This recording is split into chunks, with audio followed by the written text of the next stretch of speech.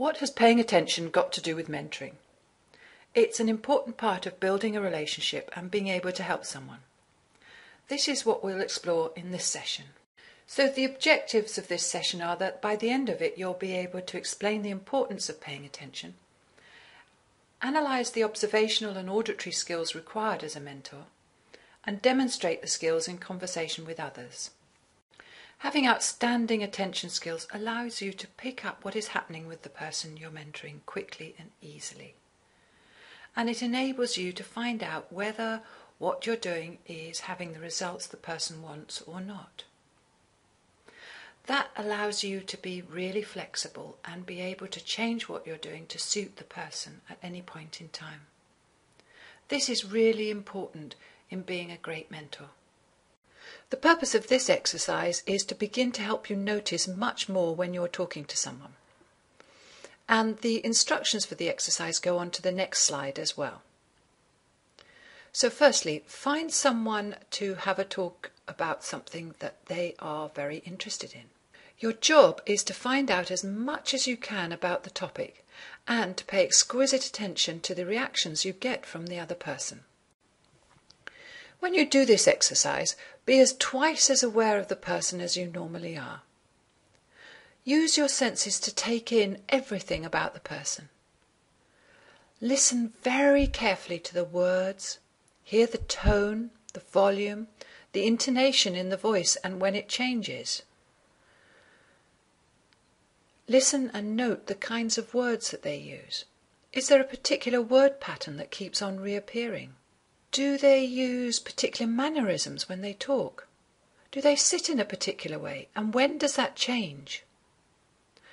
And note their facial expressions and other things about their face. And, for instance, about what happens with their eyes when they're answering questions. And note all of these and when they change. What sort of things is it that you're talking about when they change? And how do they change? So when asking the questions, use some of the language that the person uses back to them and notice what happens. And above all, be really aware of all the person. When you've finished, and not until then, write down what you've noticed. You'll find out more about what you noticed in the next exercises.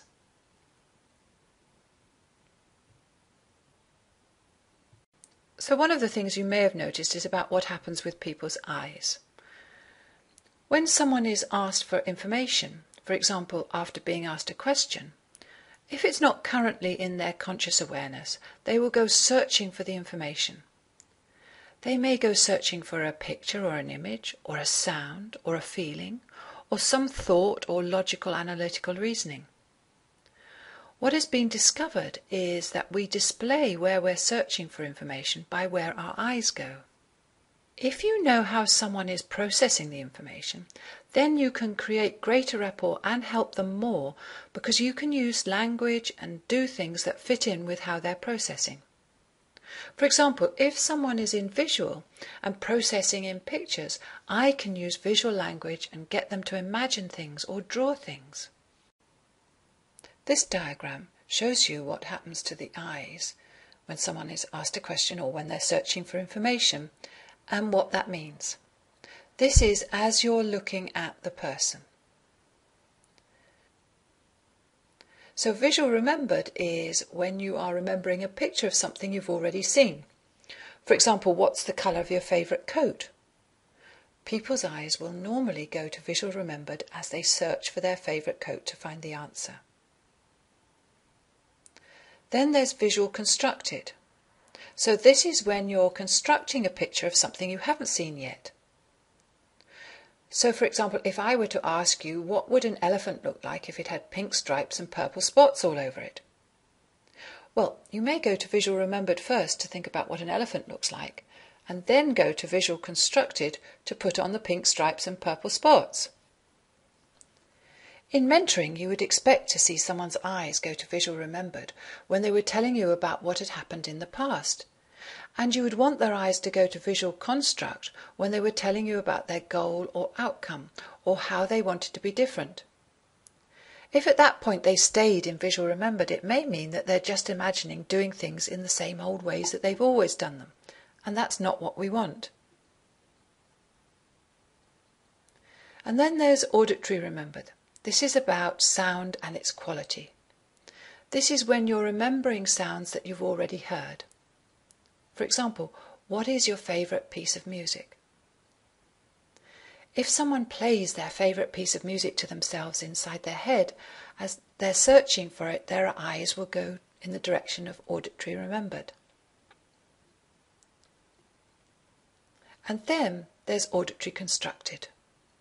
This is when you are constructing new sounds in your mind. This is used a lot by musicians. So if I would say to you something like, what would your boss's voice sound like if he or she spoke like Mickey Mouse? Then your eyes would go to auditory constructed to construct what that sound might be like. Then there's auditory digital. This is about our self-talk or the logical, rational thinking that we do. When we are doing that, we look in the direction of auditory digital. And finally, there's kinesthetic. When our eyes go this way, it's because we are accessing our feelings, either as emotions, or what something feels like to touch, or physical sensations in our body that we feel. Here's an exercise to help you to start to notice what happens with people's eyes. Find someone to work with and ask them a couple of questions from each section of the list of questions on the next slide. Make sure you are watching the eyes as you are asking the questions. If you're looking at a piece of paper or the slide when you're asking them, you're going to miss what's happening. So read the question first and then ask it whilst you're looking at them. And notice where the eyes go. If the eyes don't go where you're expecting, then just ask the person how they came to the answer. For instance, you may ask someone, what's eating a lemon like? And with that question, you'd expect their eyes to go to kinesthetic to answer the question. But you notice that their eyes go to visual remembered. When you ask them what went on, they will probably say that they had to see themselves eating the lemon before they could get the taste and the sensation. So they've gone to visual remembered first and then to kinesthetic. Now, why would all this be important? Well, because as I've already said, you can change the way you talk to the person to fit in with the way that they're processing the information. You can fit in with the way that they're thinking at the time. And that means that you can create even deeper rapport and help the person even more. Here are the questions. And when you've finished, write down, what did you learn? What did you discover? What will you do with what you've learned? Now let's go on to think about what you will have noticed when you were talking to someone about the changes in their voice. Pitch is the first one here. So it could be high and maybe very, very childlike, or it could be very, very low. And it's useful to notice when you're talking to someone what it is that they're talking about when their pitch changes. For example, someone's voice may go very high and very childlike when they're very, very excited. And it's helpful to know this about your client if this is the case. Volume is something else. So this is about when they talk very softly or when they talk very loudly. When does their volume change, and what do you notice about that? For example, for some people, they'll talk very softly when it's something that's very important to them, and others will do the opposite. So you'll want to find out what changes in volume indicate about your client. Then there's speed. This is how quickly or slowly someone is speaking. This can tell you about what system someone is thinking in. For example, if someone is thinking visually, they usually talk very quickly. Whereas if someone is talking very slowly, then that's normally when they are in kinesthetic or in feelings. Another thing is about timbre. This is about the voice quality. Is the voice clear or is it very gravelly? If this changes, it may indicate a change of state in the person. And then there's pauses and sighs. Sighs always indicate a change of state, that someone's frame of mind has changed.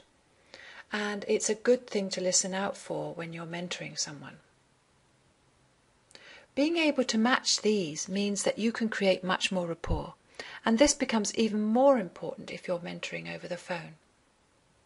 Here is an exercise to help you notice even more about someone's voice and to practice matching the voice. Find a partner to work with and ask your partner to say a few sentences about a holiday they went on. You summarise back what they told you using the same pitch, volume, speed, timbre and pauses. And ask your partner to let you know when they feel that you've said it in the same way as them. Repeat this with 5 other pieces of conversation about the holiday. So the conversation may go something like this. You say, "So what's it like when you're confident?"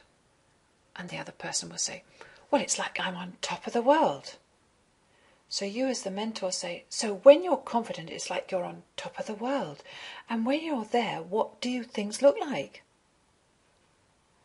And the person you're talking to may say, "Oh, I don't know. It's like I can see things so much more clearly." So then you would say, "So when you're feeling confident and on top of the world, you can see things so much more clearly. And when you're like this, what is it you're feeling?" And the person will say, "I'm feeling like this weight has been lifted off my shoulders."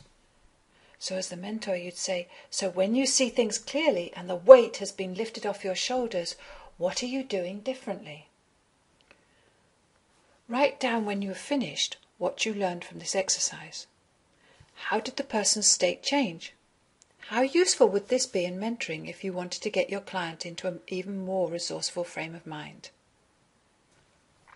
So what we've learnt from this is that by paying exquisite attention to someone else, we can create great rapport and get them into a state where we can help them even more. Here is an exercise to help you to start to use clean language effortlessly and easily. Find a partner to work with and ask the person to think of a positive state or feeling that they enjoy feeling or would like to feel. For example, confident, motivated, strong, determined, etc. And ask them what it's like when they're in that state. Feed back to them their answer using the same words that they used and in the same pace, volume, etc. as you did in the previous exercise. And then add another question exploring the senses. Continue this until you can see and hear that they have accessed the state that they wanted to feel. On the next slide is an example of this type of conversation just to help you.